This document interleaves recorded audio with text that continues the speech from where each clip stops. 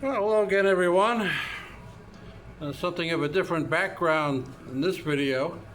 When I'm not teaching greasy gracers, sola fideists, and other spiritual hooligans how to rightly divide the word of truth, I often substitute in the local high schools here, various districts near me, and that's what I was doing today. Relatively easy day.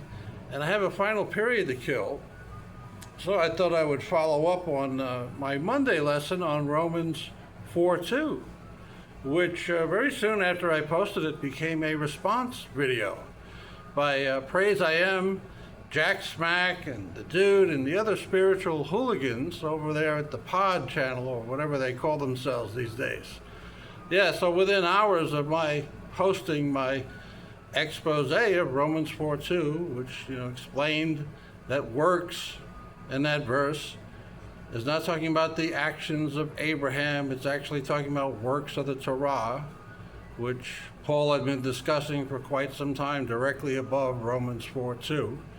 Okay, so Romans 4:2 is not talking about the personal actions of Abraham. And I made that pretty clear. I gave a number of reasons for that. There's no personal pronoun his. Okay, we don't see the adjective good, Agatha. We see that in Romans 13:3, conspicuously absent, and in Romans 4:2, good works. No, it's works of the law, works of the Torah that atone for sin. That's what Romans 4:2 is talking about. And again, there's no personal pronoun his. Abraham is not talking about his works. It should be, if it's talking about Abraham's personal activities, it should be saying Abraham's or his good works. It doesn't say that because it's not talking about anything Abraham did personally. It's talking about the works of the law like it's been talking about for several verses above. Well, again, within hours of that video being posted, there was a stream of criticism, a literal live stream of criticism that occurred later that night at the Praise I Am channel. And, when he does a response video, it's not actually to engage with the video that he's responding to. It's basically just a pretext to do some false teaching. What they do is that they parse each sentence, and they don't seriously consider anything that anybody has said in the video they're reviewing. They simply take little snippets of sentences and then use it to false preach. It gives them a platform to speak falsely about the Bible.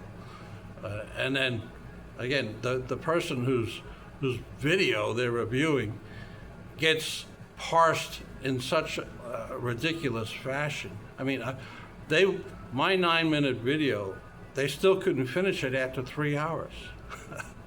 The first 6 minutes took over an hour and a half. And by the time they had finished, even I couldn't figure out what I had said. So it's not a serious review, of course. But one of the things I said during that review was that Romans 4:6 proves that Paul was indeed talking about Abraham's actions in 4:2. Because I pointed out in Romans 4:2 that Abraham would have no reason to glory before God about these works because those works did not exist yet. They hadn't been given yet. The works of the Torah are 5 or 6 centuries later. Well, they run down to Romans 4:6, and let me just read that here. Romans 4:6 says, even as David also describeth the blessedness of the man unto whom God imputeth righteousness without works. Now, they take this verse to mean that David is describing how wonderful it is to be righteous with God without actually having to do anything righteous. And again, they fail to understand. This is talking about works of the law of Moses. And Paul is quoting David, who was speaking in Psalm 32, and verses 7 and 8, Romans 4. They continue from Psalm 32, quoting David, it says, saying, "Blessed are they whose iniquities are forgiven and whose sins are covered." Verse 8, "Blessed is the man to whom the Lord will not impute sin." And again, going back to verse 6 here, "Even as David also describeth the blessedness of the man unto whom God imputeth righteousness without works." And here they, just like in Romans 4:2, they say without works means without doing anything. Works is anything and everything you could possibly do. But no, of course, that's not what works are. It really should be understood as works of the law of Moses. "Even as David also describeth the blessedness of the man unto whom God imputeth righteousness without works of the law of Moses." And Psalm 32, which Paul is quoting, talks about how you get righteous with God without the works of the law of Moses. In that psalm, David is speaking generally in the first two verses there about anybody whose sin is not covered. He's not talking specifically about himself. But in verse 3 and forward in Psalm 32, he goes on to say that he had been physically ill because of his sin. But when he confessed it, he recovered. What he doesn't add is that I also sacrificed the lamb or the goat as Leviticus chapter 5 and verse 5 commands me to. You know, I'm not only supposed to confess my sin, but I have to go to the altar with these sacrifices. That's what the law commands in Leviticus chapter 5. Well, Paul uses Paul in Romans 4 uses Psalm 32 to prove that you can get righteous with God without performing the works of the law. He's not saying you can get righteous with God without doing anything. That's not what Psalm 32 says. He actually confessed his sin humbly, and you can be certain he repented of it too.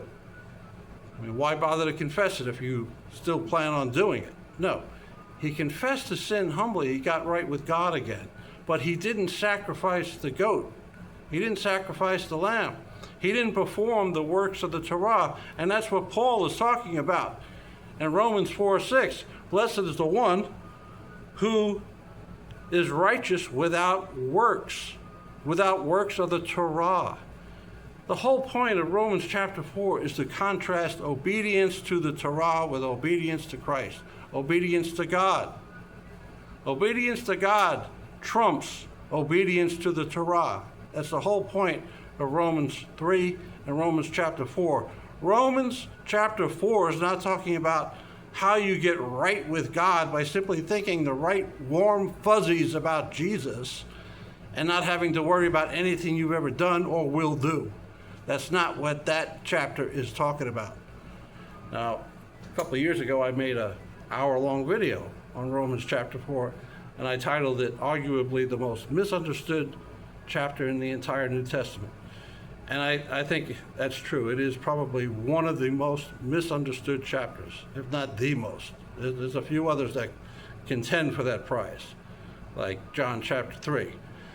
But I went on too long. That video was an hour, and I need to keep my videos within 10 minutes. So that's why I'm going to end this one here. But again, Romans chapter 4, verse 6 is not talking about the personal actions of David any more than Romans chapter 4, verse 2 is talking about the personal actions of Abraham. It's not, they're talking about works of the Torah that atone for sin. Paul was an expert at such works. He was a Pharisee, okay? So that's what he's talking about. And you know what? If works in Romans 4:2 and works in Romans 4:6 are works of the Torah, you can be quite sure that worketh in Romans 4:5, it's not about lifting the toilet seat before you pee. Have a good night, everyone.